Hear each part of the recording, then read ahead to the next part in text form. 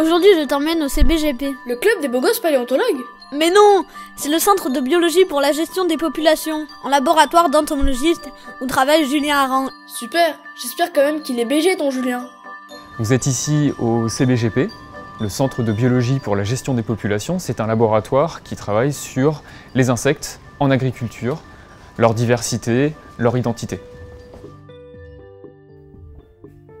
J'ai grandi en ville, dans une banlieue, et en fait c'est dans le jardin de mes parents, et puis aussi dans la forêt qui était à quelques kilomètres que j'ai fait mes premières découvertes. Juste simplement à quelques pas de ma maison, pour moi c'était fascinant à l'époque, trouver un beau papillon qui fait 10 cm, qui a des belles couleurs, pour moi c'était déjà une merveille.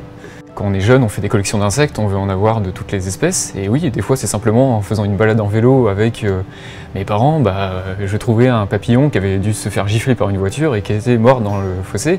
À ma petite échelle, quand j'avais 12 ans, c'était déjà phénoménal. Et puis des fois c'était en vacances, avec mon fil à papillon, en Corse ou en Espagne. Il y avait un magnifique papillon que j'avais jamais vu encore, parce qu'il n'existait pas à Orléans. Et donc du coup, je courais après pendant une demi-journée pour essayer de l'avoir. L'Espagne, la Corse, ok c'est sympa, mais ce sont pas vraiment des destinations d'aventuriers, on est d'accord? Attends un peu, tu n'as pas encore entendu l'histoire de Julien avec les hippopotames.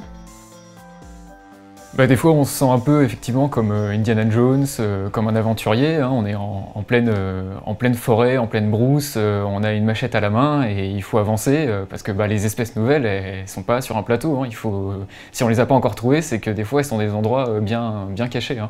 Par exemple, j'ai un exemple assez récent, c'est une espèce, j'étais en Afrique du Sud, dans une zone avec des grands animaux, des hippopotames, des rhinocéros, des lions, donc pas très serein. Et je me retrouve sur le bord d'une rivière, et en face de la rivière, sur un banc de sable, il y avait un arbre qui était en fleurs, et sur cet arbre, je savais que j'étais en train de découvrir pas mal de nouvelles espèces qui vivaient là-dessus, donc potentiellement il y en avait une, donc j'avais très envie d'y aller. Et sauf que c'était un banc de sable avec un groupe d'hippopotames qui vivaient, donc j'étais pas très serein. Voilà.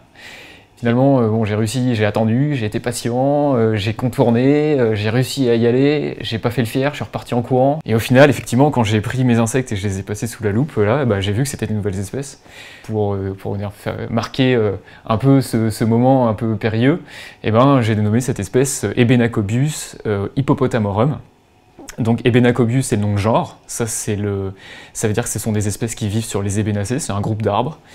Et puis le nom d'espèce, hippopotamorum, ça veut dire des hippopotames, c'est-à-dire que je suis allé chez eux le chercher un peu. Voilà. Des fois on a des surprises, il y a des espèces qui sont cachées, qu'on n'arrive pas à reconnaître simplement avec nos yeux, avec la morphologie. Et en fait c'est en extrayant leur ADN et en comparant les séquences d'ADN qu'on arrive à voir qu'en fait on a des espèces différentes qui ne se mélangent pas entre elles. Et donc des fois c'est sur l'ordinateur qu'on a des grandes surprises et qu'on a l'émotion de la découverte.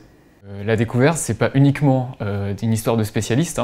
On a pas mal d'exemples où ça peut être vous, le découvreur. On a des jeunes enfants qui trouvent des insectes qui n'ont pas été vus depuis une cinquantaine d'années. C'est complètement nouveau ils amènent ça dans un musée et les spécialistes disent « Waouh, c'est quelque chose d'extraordinaire ». Donc en fait, pour découvrir, avant tout, il faut ouvrir ses yeux, il faut être curieux. Bon, tu vois ce qu'il te reste à faire? Ah, mais tu m'as déconcentré, j'étais à deux doigts d'attraper cette mouche. Une Drosophilia bogossum hyper rare. Ah ouais? Et toi? Tu ne serais pas un homo ridiculensis par hasard?